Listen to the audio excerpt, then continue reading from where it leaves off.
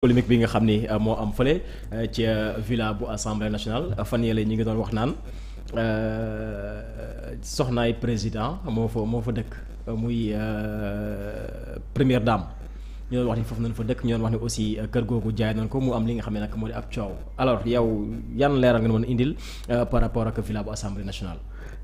waaw xam nga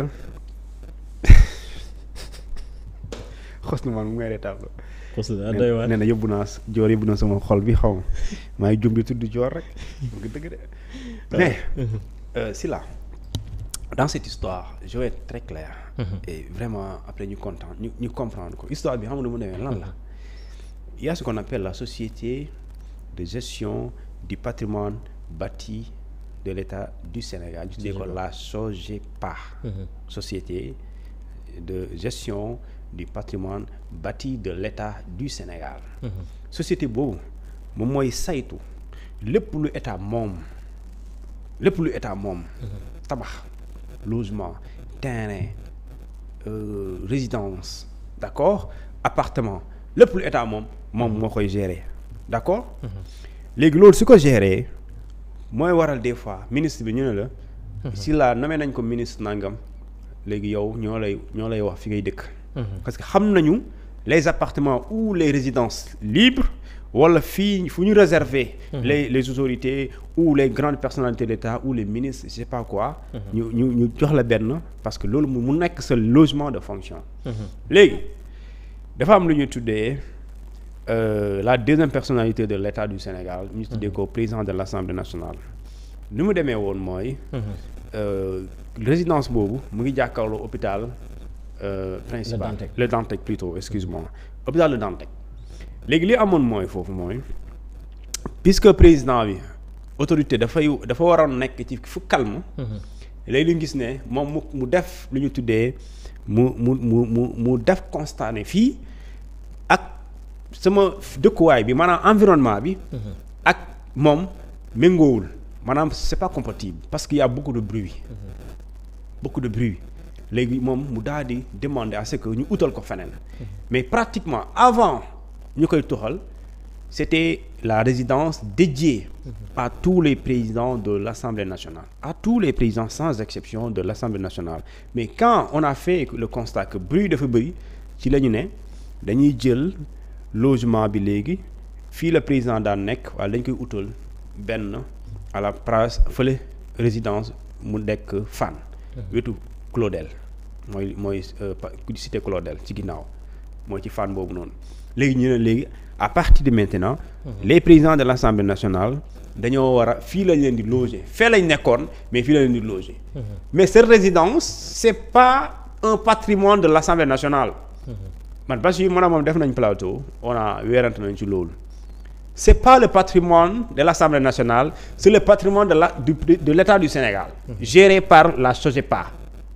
léegi nag SOGEPA patrimoine boobu bu fekkente ni président Assemblée nationale moo fa daan ne président bi ne fii dafa bëri bruit ñu utal ko feneen mais foofu buñ ko libéré buñ gisee am na keneen ki fa war a dëkk est-ce que du fa dëkk léegi keneen ki fa war a dëkk mën na nekk keneen autorité ñu gis ne moom bruit boobu wala grawul environnement bi dérangé wu ko wala amul benn lu muy impacté ci moom ci nekkinam ñu jox ko parce que alalu état la te bu fa président bi nekkul Massamba nekk fa rek mais du fa nekk vide parce que am na ba pare te mënoo toxal hôpital bi mënoo toxal nit ñi nekk foofu parce que yoon la ne mooy oto yooyu Dakar dem dikk yooyu bu ñu jógee fu ñu mën a jógee ci Dakar bu ñu jógee ci ay Liberté 6 ay banlieue ay Guédiawaye ay Parcelles pour ñoom ñëpp foofu la ñuy romb seen terminus mu ngi fële ci wetu géej gi donc tu es obligé bruit ma mënul ñàkk kon bruit bi c'est au quotidien tous les jours ak hôpital bi waaw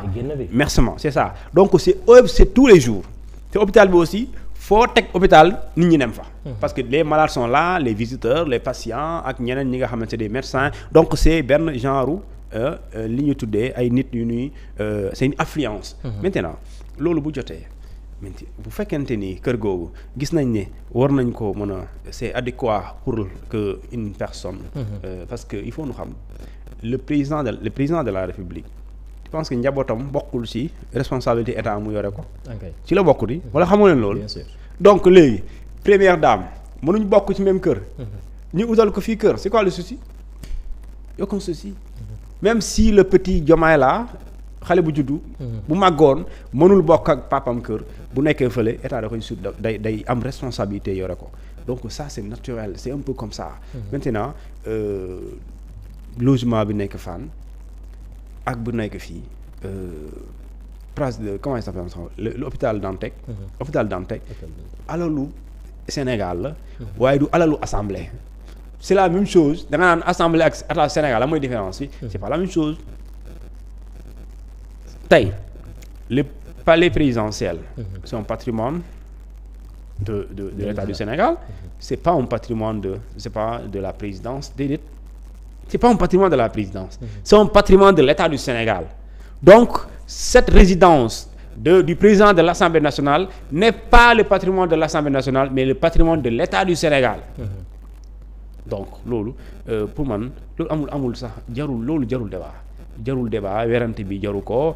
gis naa une journaliste de Le Soleil qui a fait un fact-checking pour démentir monsieur Fofana qui aussi ñu interroger ko mu confirmer lu mu waxoon mais ce que je dis ici mooy résidence boobu ay président Assemblée nationale ñoo fa daan dëkk ki fa mujjee dëkk moo ne fii daa bëri bruit état utal ko logement feneen fan résidence ñu bàyyi ko foofu noonu entre temps je pense que depuis ñu bàyyi ko foofu dafa vidul quand Macky Sall est parti ci avril boobu ñu koy réfectionner pour que la deuxième dame y loge après ça a été réfectionné mu dëkk fa.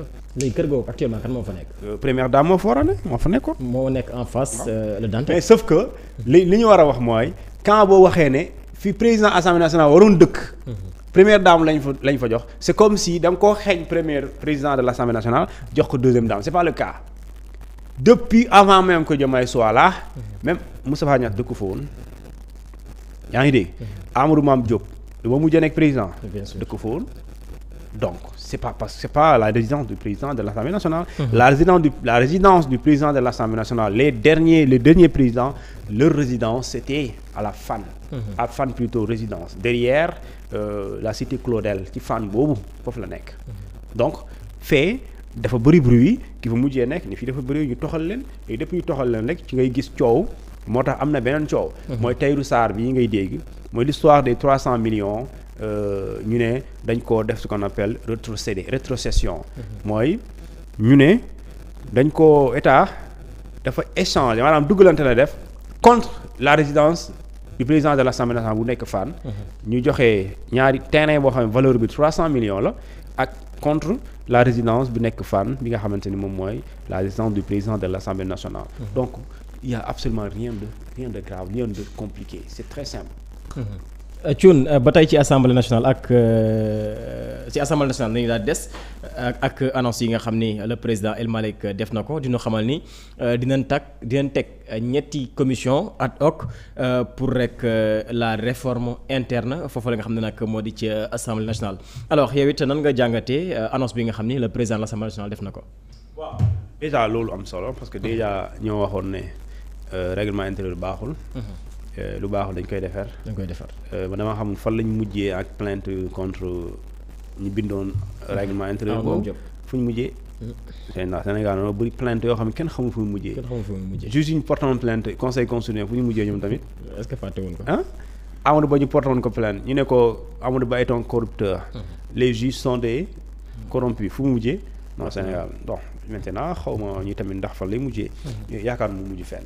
parce que Bougazelli ba léegi mu ngi en liberté provisoire te lu mu def ak a garaaw. maintenant. li nga xamante ni moom mooy li am mooy commission ad hoc pour proposer la modification du règlement intérieur. Du règlement intérieur, c'est pas tout le règlement qu'il faut modifier, mais c'est quelques dispositions du règlement intérieur qui semblent être dépassées. Et alors loolu je pense que bu ñu taxawalee commission ad hoc bi ce sera son travail daal di teg ci table bi yan ponk la ñuy soppi. yan ponk la ñuy améliorer. léegi nag loolu je pense que li nga xamante mooy beneen commission bi mooy wàllum xaalis mooy gestion finance comptabilité ak finance parce que foofu man bi passé législature bi passé 14e bi dafa am loo xamante ni dama ci xaw a jaaxal Guy Marius Sagna xam nga ne bokk na ci commission comptabilité finance commission boobu règlement intérieur bu assemblée nationale ci boppam moo wax loo xamante ni ñoom mosuñ ko respecté. moom moo wax ne chaque 3 mois da ngeen war a def bilan chaque 3 mois. ngeen war a def bilan. ça veut dire que donc c'est obligatoire qu'on en fasse un bilan général. pour l'Assemblée nationale annuellement ñu xam li ñu leen di voter assemblée yéen députés yi mu toll ci tantôt 16 milliards lay commencé. mu yéeg 18 milliards 20 milliards 21 milliards 22 milliards annuellement. Qu'est-ce que vous avez fait avec ces milliards sëñ bi vous avez payé des salaires ok mais dites-nous c'est quoi également quelle est la masse salariale du Parlement, quelle est la masse salariale de l'Assemblée nationale du Sénégal. Effectivement 22 milliards yooyu comment ils ont été dépensés mais bu ñu la waxee ne commission comptable finance mosul def benn rapport alors que dañ ne chaque 3 mois da nga war a def lu ñu tuddee nga def un bilan moo xamante ni dafay buy tënk ñetti weer yooyu Guy Marius Sagna nee na ci la bokk mosuñu daje moo ko wax. donc bu dee mosuñu daje kon mosuñoo def rapport bu dee mosuñu def rapport kon defuñu li code bi wax le plutôt le règlement intérieur lu mu wax defuñu ko. Donc à quoi ça sert d'éditer un règlement intérieur qu'on ne respecte pas. sëñ bi les règlements, les lois, les normes, les réglementations sont faits pour être respectés, pas pour être violés. Pour être violés pour ceux qui souhaitent aller en prison xaw ma def lan. Maintenant ñi nga xamante ni mooy li am certainement bu ñu ci ñëwaat teg lu leer mooy tey Assemblée nationale dafa war a am gendarme. mu am gendarme ba pare mooy commission comptabilité finance mais bu pare am possibilité les corps de contrôle dugg ci biir saytu la Cour des comptes xam nga